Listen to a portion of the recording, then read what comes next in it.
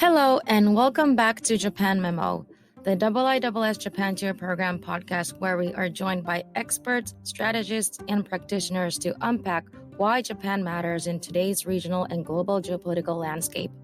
I'm Mariko Togashi, IISS Research Fellow for Japanese Security and Defense Policy and the API Matsumoto Samada Fellow.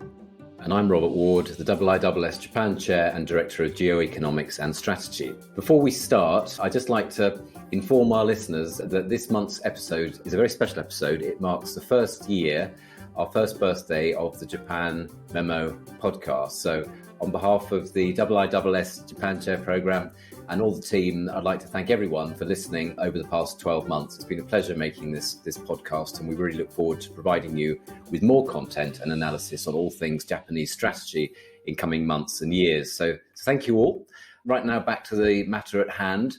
Our guest speaker today is Dr Maria Shagina. Maria is the IISS Diamond Brown Research Fellow for Economic Sanctions, Standards and Strategy. Before joining the Institute, Maria was visiting senior fellow at the Centre on US Politics and Power at the Finnish Institute of International Affairs and a research fellow at the Centre for Eastern European Studies at the University of Zurich. Maria has conducted extensive research on economic statecraft, international sanctions and energy politics, with a particular focus on the post-Soviet states. Maria was also in Japan for 2 years at Ritsumeikan University as a Japan Society for the Promotion of Science postdoctoral fellow. Maria, a warm Japan Memo welcome. Are you joining us from the IISS Europe office today in Berlin? That's correct. And thank you very much for having me on your anniversary podcast. Absolute pleasure. And we've got a fantastic session ahead of us, I think. But let's start with the Shangri-La dialogue, the 2022 Shangri-La dialogue, which you were at. The Ukrainian president's one of the highlights of the dialogue, I thought. President Zelenskyy gave a powerful speech in which you asked him a question directly on food security. And for anyone interested in hearing this speech, it's on the IISS.org website. So do log in. A very excellent speech. What was the biggest message from the president's speech in your view? It was indeed one of those powerful speeches, and we have heard quite a lot of those speeches from Zelenskyy in the recent months for the obvious reasons, because he wants to strike the right chord with every corner in the world, and this time Asia was the primary focus. Asia is not necessarily on top of Ukraine's agenda, so it was a prime opportunity for President Zelenskyy to reach out to other corners of the world, to countries that perhaps are sitting on the fence or are taking a more neutral stance on the affairs in Ukraine. So for him, it was important to build this emotional link to countries like India, China, Indonesia, and others, and to build the bridges between those countries. Rather predictably, Zelenskyy used connections between the countries. For example, he referenced former Singaporean Prime Minister, citing him on the importance of the international law, saying that if there had been no international law and the big fish ate a small fish and the small fish ate shrimps, they wouldn't have existed. So he likes to bring these connections and makes it very local to the population. The second link that he made was to a simple Singaporean girl. He appeared in a t-shirt that was designed by a Singaporean girl who reached out to him, and he made a poignant comparison between Russian President Vladimir Putin and him, that wouldn't have happened in the Russian context. So he wanted to appear very down to earth, a person that is very approachable and that is in a clear understanding of what's happening. You're right. I mean, that was quite poignant, the sort of T-shirt illustration. I mean, it was a fantastic T-shirt as well, a real sort of sense of his understanding of how to connect with an audience in a powerful way. In the speech, the president said that Ukraine needed preventative sanctions to be placed on Russia before the war began. From an Asia point of view, what lessons can be learned from Ukraine that we can apply to a potential Taiwan contingency? Should, for example, countries consider preventative sanctions to prepare for and prevent contingencies, for example? His phrase might have been taken out of the context and was published by major Western media. He mainly talked about the Ukrainian context, what it meant for Ukraine that sanctions were imposed from his perspective rather late. If we study sanctions, and I do this, the first rule is that sanctions are most effective as a deterrent. So you keep it in reserve and you threaten with sanctions, and this is the most effective way to use sanctions. From his point of view, and he said it before the war in Ukraine happened, you need to use sanctions now. If you're certain that Russia will invade, why waiting for it? So when he was asked about the question of Taiwan contingency, he made this comparison that for Taiwan, there might be a lesson learned how to gather international support to galvanize that restrictive measures are put in place before something happened to that island. So if we focus a bit more now on Japan's response to Russia's invasion of Ukraine, Tokyo's decision to implement swift and tough sanctions in response to the invasion, I think took quite a few people by surprise, particularly given Japan's record previously on sanctions. What factors do you think have prompted this unprecedented response from Tokyo, and how do you evaluate the response overall from Japan? The response from Japan was really unprecedented, and we will overuse this word. Against the backdrop of unprecedented sanctions, the Japan response was unexpected by Westerners as well, because of the history of the 2014 sanctions. The previous sanctions were rather symbolic, belated, and you could feel that Japan was joining, but rather reluctantly. This time was very different because Japan joined early on. There were no particular delays in joining each package of sanctions, and there have been quite a few by now. And also, Japan used the G7 platform as a platform for coordination. Back then, that was a peer pressure group for Japan. Japan felt it was obliged to join other G7 members because otherwise it would feel it was in isolation. So for me personally, the big three sanctions measures that Japan joined, and overall they make this big deal why we're talking about this unprecedented level of sanction, is that Tokyo denied selected Russian banks access to the global SWIFT messaging system. It imposed strict restrictions on the Central Bank of Russia, and it also sanctions key Russian leaders, including Russian President Putin himself. So that is a sea of change with what we saw in 2014. The central bank sanctions took not just the Westerners by surprise, but also Russian officials. Since 2014, Russia conducted a strategy of de-dollarization on the level of its international reserves, and the pivot to the Japanese yuan was quite pronounced. As of January 2022, the Central Bank of Russia had over 10% in Japanese yen. So the freezing of those assets was rather surprising and also unexpected by Russian officials who thought the US will follow up on that measure, maybe the Europeans, but they didn't expect that Japan will follow. So Japan froze about $58 billion. If you put it in comparison with Germany, it's $55 billion, with the UK is 26. So the number is quite significant. Going back to the reasons why Japan toughened its response, to me it boils down to three factors. First of all is the gravity of the situation. The annexation of Crimea was a breach of international law, but it wasn't maybe as severe as now. Today, we're talking about the magnitude of atrocities in Ukraine that are incomparable, inhumane, and that struck the chord with general population in Japan.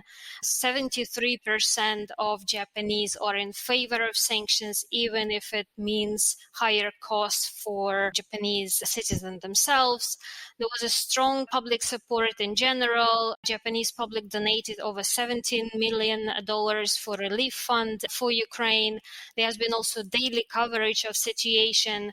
The Ukraine war remained quite high on the Japanese agenda. The second reason is making connection between what happens in Eastern Europe doesn't stay in Eastern Europe.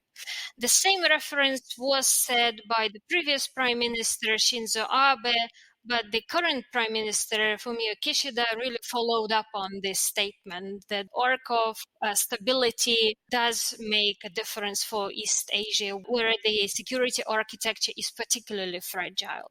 At the Shangri-La dialogue in Singapore, he said a very apt phrase saying that Ukraine today may be East Asia tomorrow, indicating of the wide implications for how the war in Ukraine is resolved will also have ramifications for any instability in East Asia.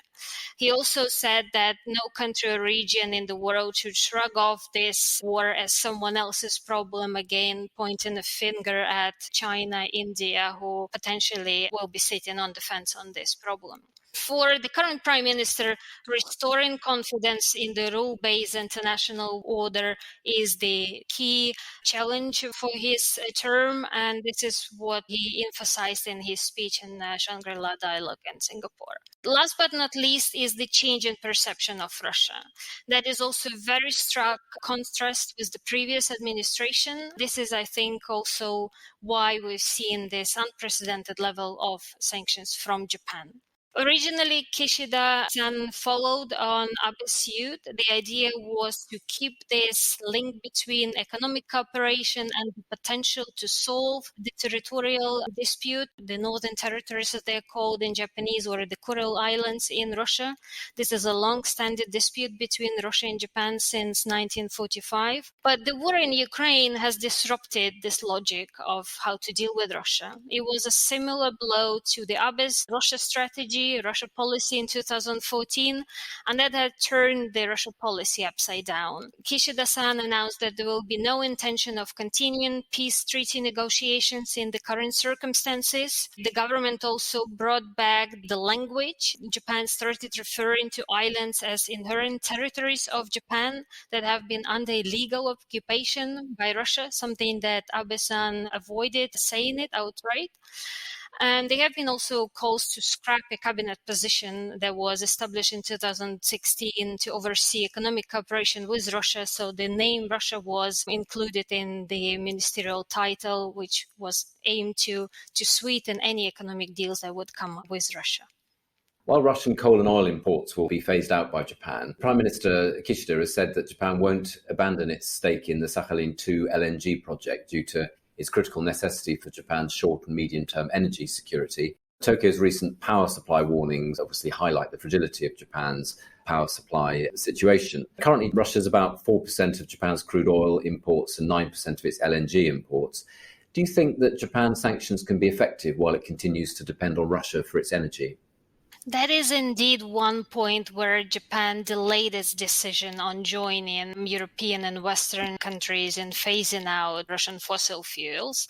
And that goes back to Japan's very precarious and vulnerable position when it comes to energy security.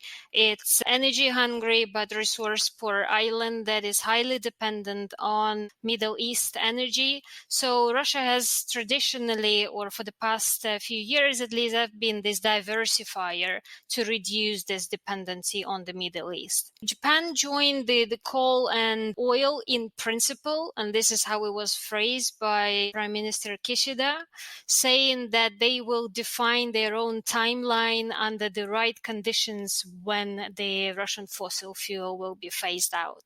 That is similar somewhat to the discussion that Germany is having in Berlin, how to phase out Russian energy without jeopardizing its own energy security.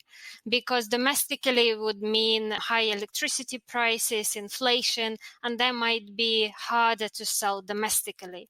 While the domestic support for energy sanctions is quite high, over 70% in April, I think in May was 68%. The government is understandably cautious how to do this and under what conditions. Summers in Japan are quite high, so it doesn't mean that in summer Japan doesn't need any Russian fossil fuels. The projects in question are indeed where Japan didn't follow suit. For example, American ExxonMobil and also Dutch UK Shell withdrew from Sakhalin-2 project, claiming reputational damage. Japan didn't follow. And that is indeed a slight outlier in terms of corporate behavior, but it's very much in line with the behavior of other Asian companies. Other Asian companies from South Korea also were quite reluctant to withdraw immediately. They paused new investments or the future cooperation with Russia, but they were very cautious to divest immediately. For Japan, Gazprom Sakhalin project is very important in terms of its supply of LNG. Japan receives around 8.8% of Russian LNG, and it is quite hard to phase out it immediately. Japan has forged a collaboration within the Quad format, in particular with Australia, to secure more LNG cargoes from elsewhere. And that goes also long-term way in line with Japan's policy of decarbonization. There has been a push in Japan when I was there in 2017 how to increase the share of renewable. That didn't happen. And similar as we see in the European context, the war in Ukraine has been this real driver to speed up decarbonization, to speed up energy transition. So now Japan is quite ambitious, and its plan states that by 2030, Japan will have 50% share of its renewables, and it does have a big potential on that island, that the nuclear power plants will be relaunched given the security standards will be secured there. So in this case, the long-term strategy of Japan to be more self-reliant on renewables, also nuclear power plants, goes well with phasing out Russian oil and gas, but in the short term is rather painful, and there are not many suppliers who can step in. Maria, I'd also like to ask you about what Japan can do further. With its constitutional limitations to its military, Japan has leveraged its geoeconomic power to achieve its foreign policy objectives. Tokyo's sanctions on Russia over its invasion of Ukraine reflect these objectives. They have been broad in scope, targeting everything from energy to individuals to semiconductors. But with the limits of the current sanction regime in mind, to maintain pressure on Russia, what are some sectors in which Japanese sanction would be the most effective moving forward? Where do you think can Tokyo best exert pressure on the Russian economy at minimal cost to its own? That is a very hard task to do because that question requires looking at the broader context of Japan-Russia economic relations. And we have to say that the foundation has been there historically, but it hasn't been as deep as Russia relations with the West, with Europe in particular. For example, in 2014, the share of Russian imports to Japan was at its peak 3%, and the share of Japanese exports to Russia was only 1.3%. After that, these percentages have only aggravated, getting smaller and smaller, sometimes due to sanctions placed in 2014, but largely because of OPEC legal system, red tape, and administrative hurdles that Russia is known for. With Abe, Putin thought to increase the share of the bilateral trade turnover by 50%, and in 2017 that was around $30 billion. So the fundamental of Russia relations are quite thin, if we can phrase it in that way, and we're talking about the exchange of Russian hydrocarbons for usually Japanese cars, sometimes second-hand cars. So this is the main ties that bind the two countries. So despite the complementarity, the economies are not as intertwined as perhaps it was wished by Prime Minister Abe. Also, if we look at the share of Japanese investment, it hasn't been significant. Japan accounted for 0.03%, so that gives you a perspective. Since 2014, Japanese businesses who were in Russia withdrew because of the increase in sanctions regime. And today we're talking about the unprecedented level of sanctions, so the pressure to withdraw will be there.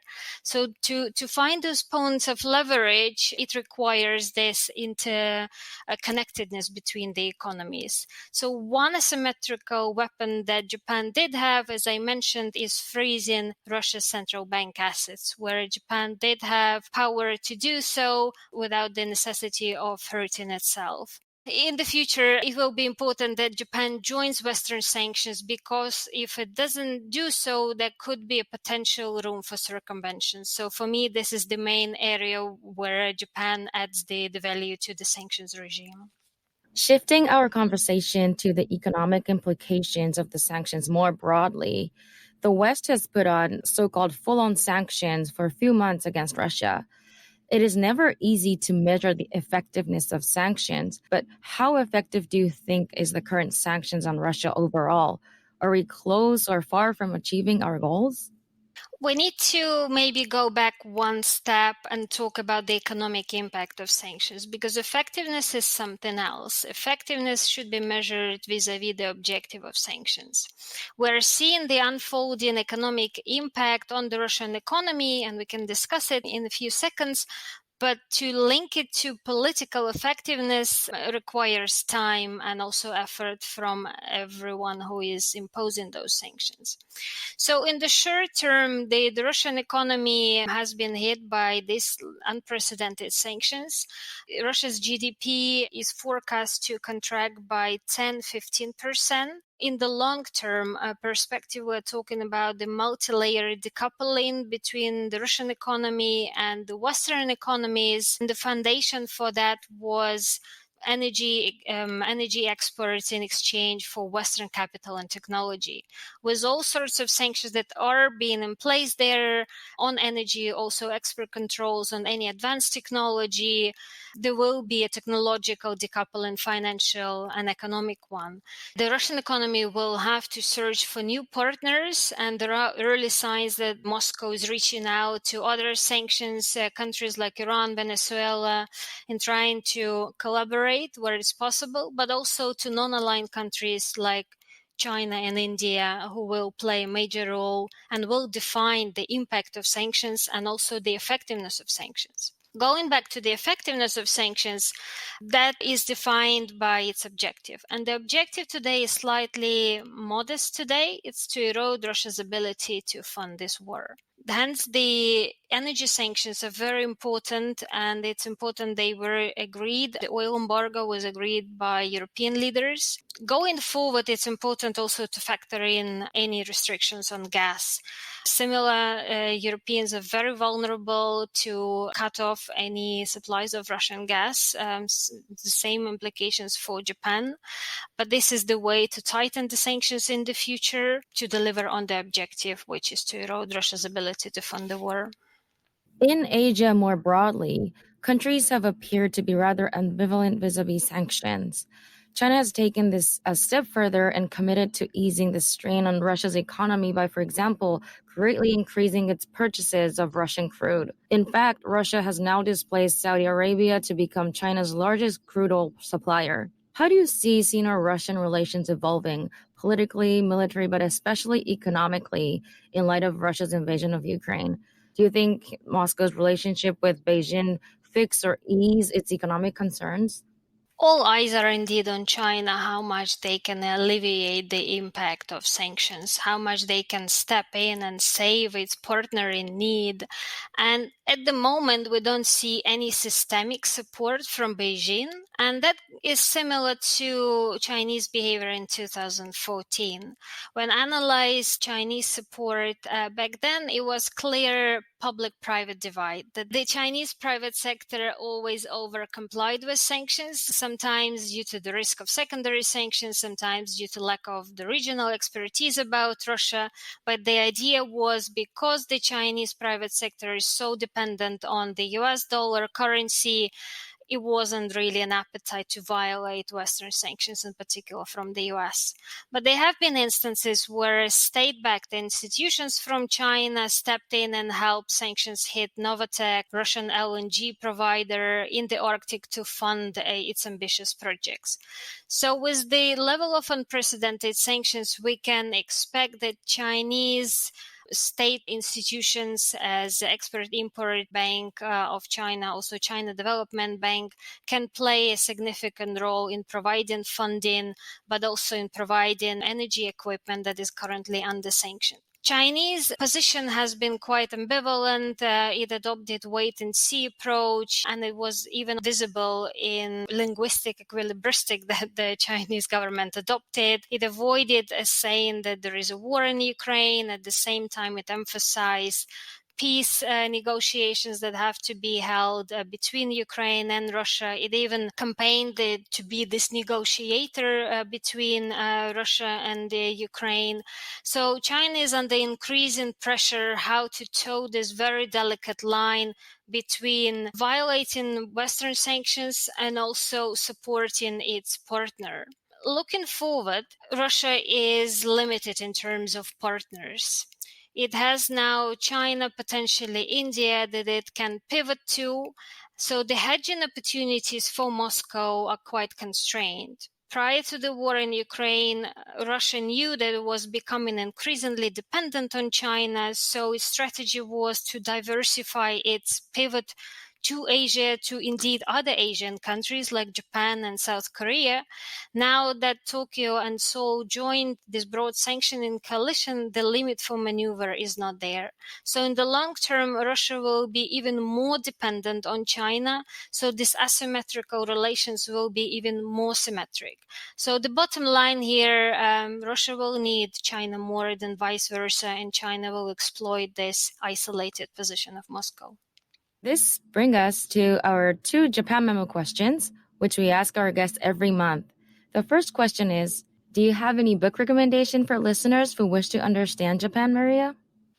I can highly recommend the recent book that was published by the Adelphi series, and this is one by one of our hosts, Robert Ward and Yuka Koshina, on Japan's effectiveness as a geoeconomic actor. It does give you a very good insight about the evolution of Japan as a geoeconomic actor and gives you the context what Japan can do in terms of its means, implementation, and effectiveness, given Japan's very constrained setting in terms of its military capabilities. So I greatly enjoyed it, learned quite a lot also historically, and it's very astute and crisp analysis on all emerging issues, semiconductors, rare earth metals. I greatly enjoyed it. Thank you, Maria. Super that you enjoyed the book. And the second Japan Memo question, what do you think people often get wrong about Japan? When I came to Japan, I had my own expectations of the country, and I think that reverberates with every Westerner, that there is an expectation that Japan is a technologically advanced country everywhere. And I think it is true in most of instances. You see robots waving at you at some local shops. But at the same time, there is a charming mix between old technology. For example, fax machines are still widely used in Japan. So that was a big surprise to me to see this truly a mishmash of technologies in Japan and how everyone navigates this. Fax machines, and you didn't mention the abacus as well, which is didn't go that far. Truly impressive. I think they have abacus competitions as well, and the noise as all the beads are going backwards and forwards is quite astonishing. Thank you so much, Maria, and thank you to our listeners for joining us on another episode of Japan Memo. If you enjoyed this episode, I recommend giving a listen to our May episode on Japan's energy security with Terazawa Tatsuya, who is chairman and CEO of the Institute of Energy Economics Japan, IEEJ. For more insightful analysis, please also look at past research by the Japan Chair Programme, which is by the IISS as well, obviously, which is on our website, IISS.org. We also hope to connect with you on Twitter, where we are active sharing the latest news and analysis on everything Japanese geopolitics and more. You can find us at Robert Allen Ward and at Togashi Mariko. Maria is also very active on Twitter, and we encourage you to follow her at Maria_Shagina to keep up to date with the latest developments on sanctions. Thank you and see you next time.